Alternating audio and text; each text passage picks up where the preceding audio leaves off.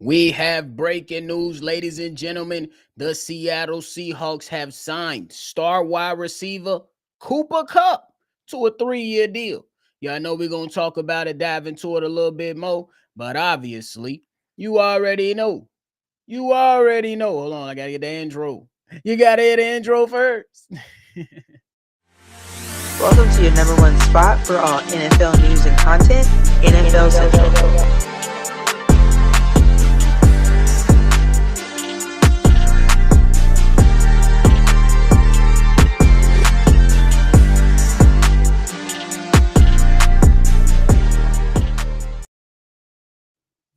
What's going on, ladies and gentlemen? Welcome back into another episode of NFL Central, your number one spot for everything NFL. No Steve-O, he out handling some business, but you got me, Bobito.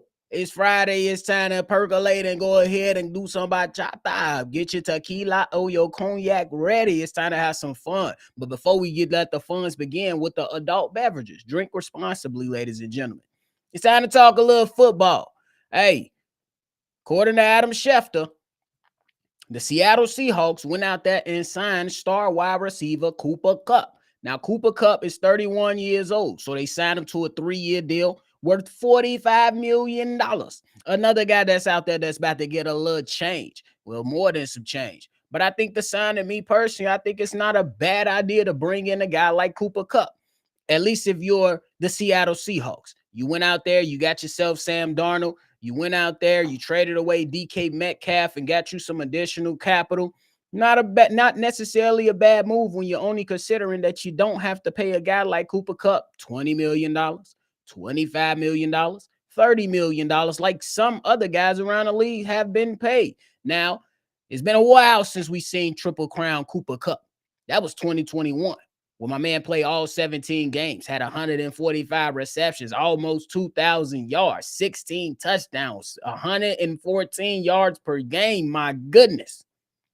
Now, I will say, it's been a little rocky for Cooper Kupp these last few years. 2022 only played 9 games. 23 only played 12 games. 24 only played in 12 games. So still some production there from this young fella. Well, not, we around the same age. Mind your business. Mind your business. Don't bring up my age up in here. But I still think that it's ultimately a decent signing for the Seattle Seahawks to go out there and get a guy like Cooper Kupp. They did just go out there and sign the speedster in Marquez Valdez-Scantling. So you got to imagine that they're going to go out there and continue to try to add to the team. Does it really make sense for Cooper Kupp? Some will say, even my co-host hit me, Bobby, it don't really make sense to me because he should be trying to go out there and win. But hey, it is what it is. That is a valid point. But I will say, these guys are on their last leg and they trying to recoup them dollars. And he been playing in LA for a while now. So even if he doesn't go out there and buy a new home in Seattle or something like that, he still can live relatively close to where he's been all his career, which was in LA. So I'm pretty sure it's going to be some type of situation where the family remains close. The family remains close and he won't be too far. He'll still be able to have those moments to fly back towards the, to the crib and see the family and stuff like that.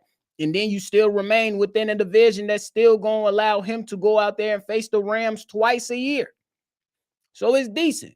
I'm not necessarily mad at it. Shout out to that man for going out there and getting that bag. Now, if we're talking about the free agency additions that the Seattle Seahawks have done so far, they got Sam Darnold, Cooper Kupp. They just picked up DeMarcus Lawrence earlier in the week and Valdez-Scantling, as we just mentioned. And they also picked up an offensive lineman in Josh Jones. So the Seattle Seahawks, they trying to,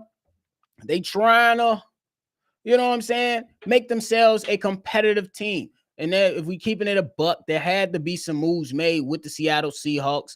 And a direction had to be mapped out for the squad per se to where they move in a different direction.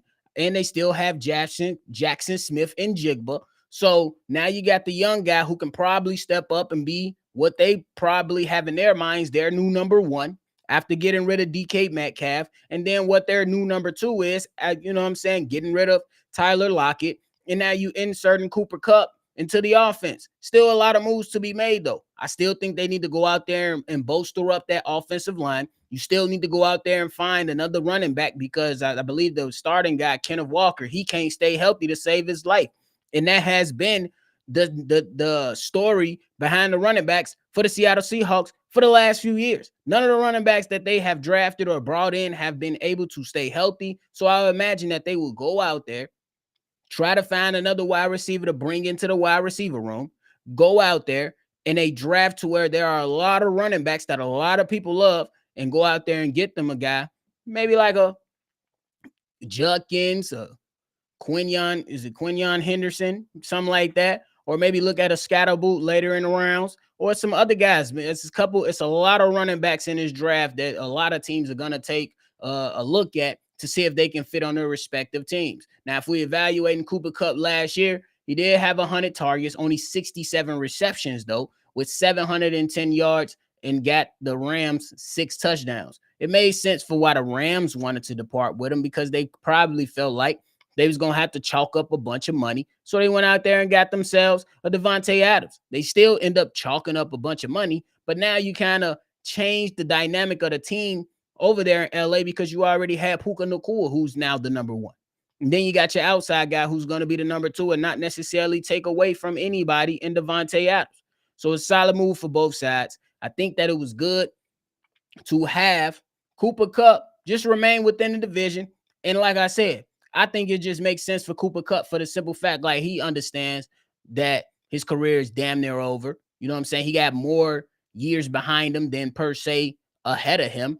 So a move like this can make sense. Go out there, get you another damn $45 million contract, rack up on some more money, and then go out there and depart into the sunset without having to move across the damn United States. You're just going to move from California up to goddamn the state of Washington. Or is it Oregon? Where's Seattle, Oregon? Yeah. Something like that. Y'all, hey, check CPS, man. That don't come for me, bro. Don't come for me. It is what it is. But hey, great point from my man's BL Jet in the building. This relieves pressure off Jackson Smith and Jigba. I agree with that. You allow another guy to go out there and be able to draw some attention from other guys, because if you can keep Cooper Kupp healthy, or if he can keep himself healthy, and the offense over there in Seattle can somehow make it work, you're going to get a productive number two out of Cooper Kupp, who can go out there and, let's say, support JSN, but then go out there and possibly become a mentor to the next wide receiver that I anticipate them drafting in this year's draft. It's probably not the best talent when it comes to the wide receiver guys in this draft, but there is some talent out there, and I'm pretty sure that they will attack that in another way. So shout out to them. And Brandon Jett out here trying to tell my real age. Y'all, it's crazy. It's crazy. It be your own people, though. It be your own people. But hey, that's BL Jet. We love him for a reason, right? Steely E, my guy, said I'm glad it's not the NFC North. Me too. But you shouldn't even have to worry about that because the Packers are stupid. They don't want to spend money for some reason. And I don't fault them. They're going to be competitive. They always remain competitive. And they do their business mostly through the draft. Cool, fine, and dandy. You want to go out there and get you one ring every cool. And say that we winning all these games for 3 decades. Cool. Your prerogative. And it's some Green Bay fans mad at me right now because I said that they had lack of urgency when it came to guys like DK Metcalf, who was available, guys like Devontae Adams, who was available, because they don't have a true number one. They want to do it by committee. Let them do it by committee and watch what happens. It is what it is. Jay Capone in the building. Yeah. What's the word, Bobito? Hey, you know what time it is? It's the best day of the week. Friday. Some people like Saturday. I love Fridays. You turn up Friday, get the rest Saturday, and you rest Sunday. It is what it is. That's just how I look at it. It is what it is. You already know, big dog. We here to pick each other up, BLJ. We're going to roast each other, but we're going to pick each other up at the same time. We're going to roast your ass and pick you up. We're going to roast you while we picking you up. You know how I go, BLJ. For sure. Honestly, what is Seattle doing? Might as well kept the other players. I think that's a fair point, JY. JY Menu. I think that's a A fair point. But I will say this. DK Metcalf, having Geno Smith, having Tyler Lockett, that kind of fits the old mode that was left behind. That's Pete Carroll stuff. I feel like the new coach up in here at McDonald, he wants to go out there and create his own stuff. He wants to go out there and, leave his own mark. Get players in the building who he believes can go out and execute his vision. Those guys like DK Metcalf and the trade that you just got for DK Metcalf, you live with that, and you didn't have to chalk up $30 million. Instead, you go get a Cooper Kupp for half the price. I don't think it's necessarily bad. It is a little bit off. I will give you that. But I'm still going to sit here and say, look, man, this is what happens when coaches enter buildings. You're going to see guys be retained. You're going to see different things change. Maybe some philosophies change when it comes to how he views his players. And you can kind of tell that the Seattle Seahawks was still in that same type of, I want to say, they was in that same type of philosophy that was left behind by Pete Carroll. Now it's time to wash all that shit away and allow Coach McDonald to go out there and establish himself as being a head coach, and then try to see if he can get something. And yeah, not necessarily bad. I think it was just time for a change. Change is not always bad. It might not look as good as it once looked. They still got a lot of more moves to do. But picking up DeMarcus Lawrence, picking up a Cooper Kupp, going and getting a Sam Darnold, those are three, I would say 3 good moves. 3 good moves to try to change the mode. Now, how do you support Sam Darnold? You go get him a Cooper Kupp, you got him a JSN, you still got a decent tight end and Noah Fant. It is what it is. But you got to move on. I'm loving this Zacchaeus addition for us, though. I got to look at that. I want to look at it a little bit more, and then I'll let you know how I feel. What do you think of the Bears' new slot receiver? He got speed. He ain't afraid to block. I'm still exploring more options in the draft. But I think that when you talk about the Bears, they position themselves to go out there and have a great draft, to where you go into the draft and you say, I could draft based off best available. We have our thoughts as fans, and that's every fan, a part of every single team. We all have our thoughts on what that respective team should be doing, but the coaches are supposed to have some things that agree with, you know what I'm saying, if you line things up, some things that are going to agree with, us guys who follow the league, who try to do our, you know what I'm saying, who don't get paid the millions of dollars. But you also will have the coach like a Ben Johnson who I believe is probably going to think outside of the box in this draft. I don't necessarily think that we're going to be able to properly pinpoint every single pick like we think we may be trying to, if that makes sense. It's going to be some stuff. But I like the new slot in Chicago. We'll see what he do. I'm still going out and I'm still drafting additional help to see who can go out there and fit the mold. But you give yourself more options by taking care of business in free agency. And then by the time you get to the draft, you can go best available, or you can prepare yourself if you got a guy on the board and then he's suddenly off the board. Oh, you say, okay, boom. This team, they took Will Campbell. All right, let me pivot to my next guy. Okay, this team took Ashton Genty. Let me move on to my next guy. You know what I'm saying? You allow yourself to be flexible is the good word. Book in the building. What's the word, my guy? Feeling good about all these additions, man. I'm feeling good about all these additions as well. Like we've been saying all offseason, though.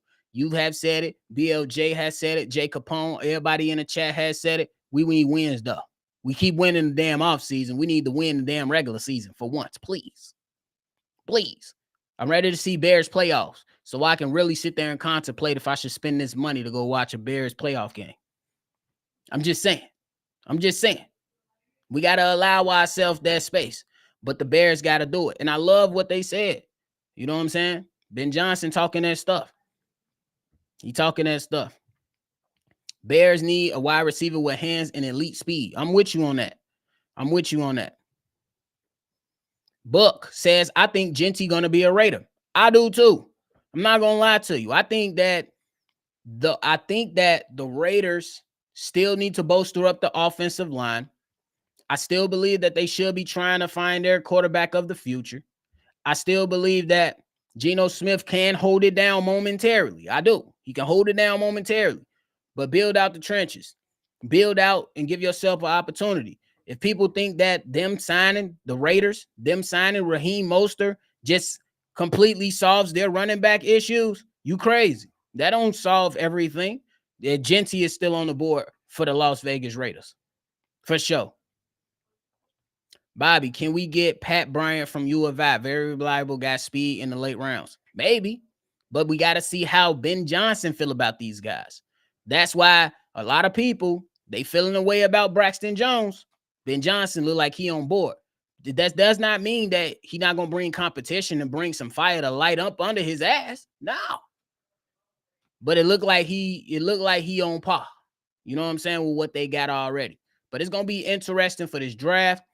These moves going to keep coming and flowing in. We're going to keep breaking news. I actually was damn near about to get ready and work on the winners and losers of free agency. So y'all stay in tune for that. And make sure y'all go ahead and support that, because I was working on that. And then done. Hey, I got to go live, gang. My wife got that air fried chicken in there ready for me. I'm finna throw some jerk sauce on that mug and get busy. And then I'll drop that video for y'all, man. But in the meantime, in between time, make sure y'all hit that like button before y'all get up out of here. Subscribe to the channel. It's the easy way to support the channel. Sometimes, hey, if you search us, you type in NFL Central, we ain't that highly ranked yet. So you got to move your finger up a little bit and scroll to the bottom a little bit, and then you will find us if you're still looking for us. But the support has been tremendous. I know y'all Green Bay Packers fans is hot because I came at y'all doing my last video, but it's all right. It's all right. Have you checked out linebackers in this draft? No, I actually have time set this weekend, though, to do a little deeper dive into the tight ends and the linebackers to see if the Bears might want to go ahead and find some more depth or a new replacement for a linebacker. I'm just saying, $20 million to Tremaine Edmonds is looking very cuttable in 26. I'm not going to lie.